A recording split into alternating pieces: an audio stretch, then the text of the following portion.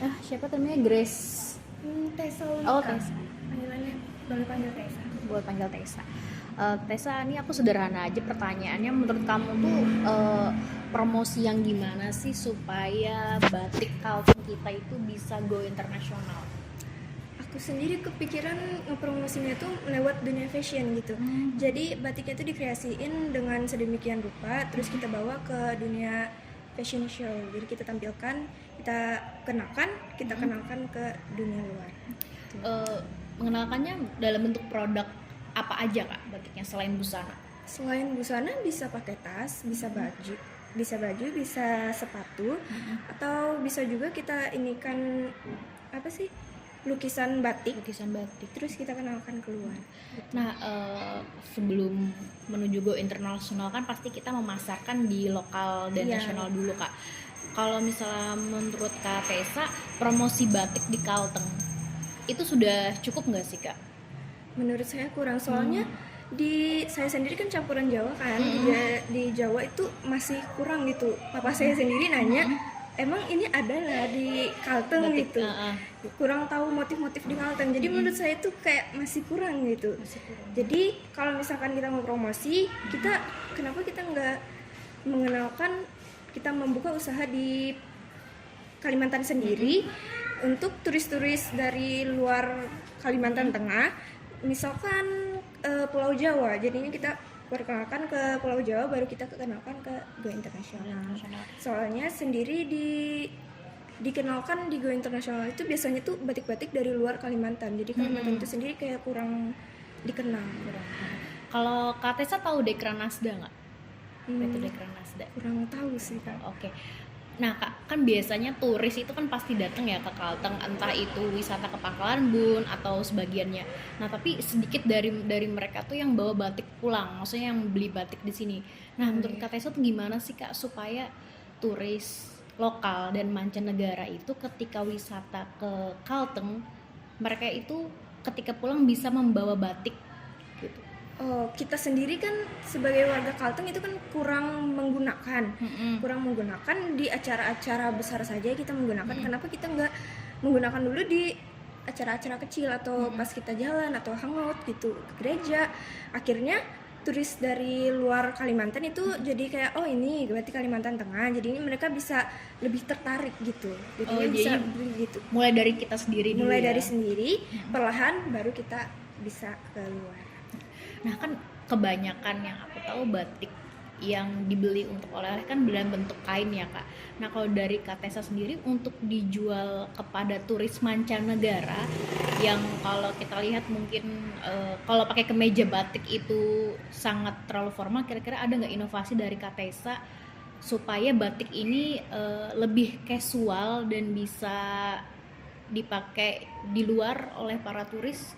Oh, ya biasanya kan kayak terlalu formal.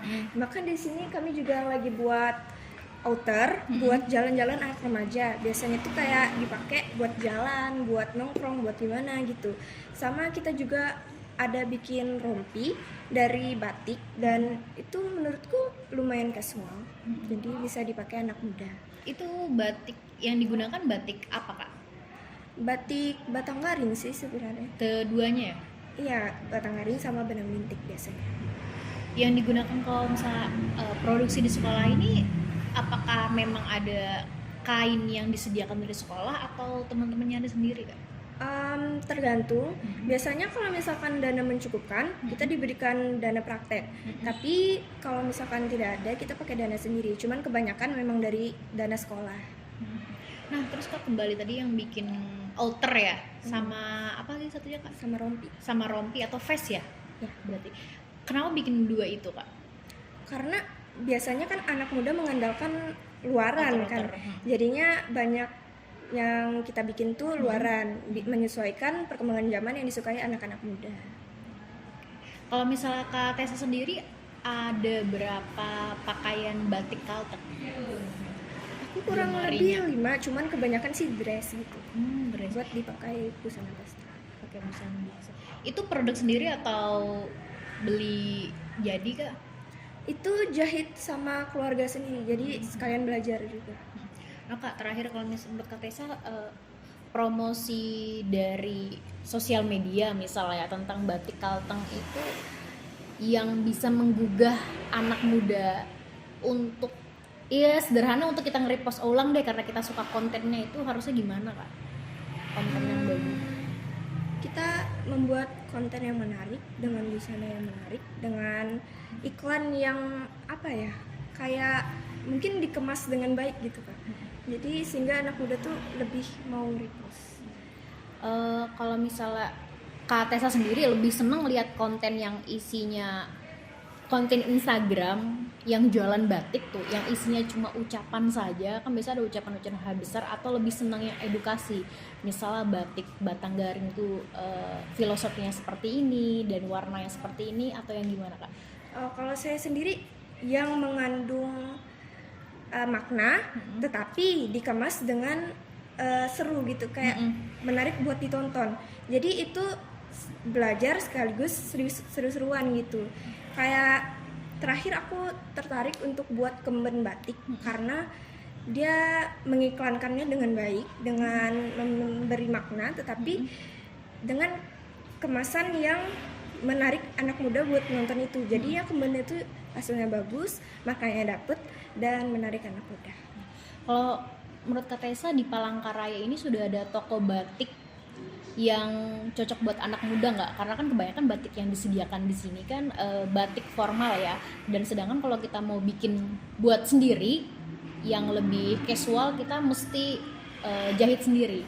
Kak Tessa udah tahu nggak? Kalau di sini menurut saya masih kurang, masih menggunakan busana yang formal. Kalau saya cari yang busana casual gitu kurang dapat, biasanya tidak menggunakan batik dari sini gitu.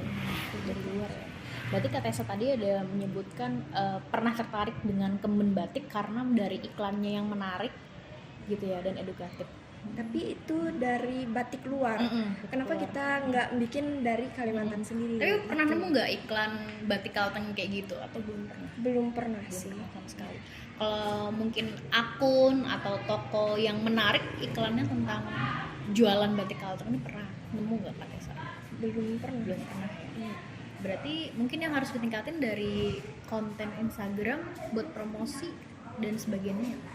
Iya, yang perlu ditingkatin menurut aku kita promosi di konten Instagram, di manapun sosial media yang kita punya, dan kita menggunakannya sendiri, kita mengkreasikan, kita menggunakan, kita mempromosikan, itu masih kurang. Jadi lebih baik kita tumbuhkan dari sekarang gitu. Itu gue dari sekarang. Oke, makasih banyak Kak Tessa. Mungkin aku bisa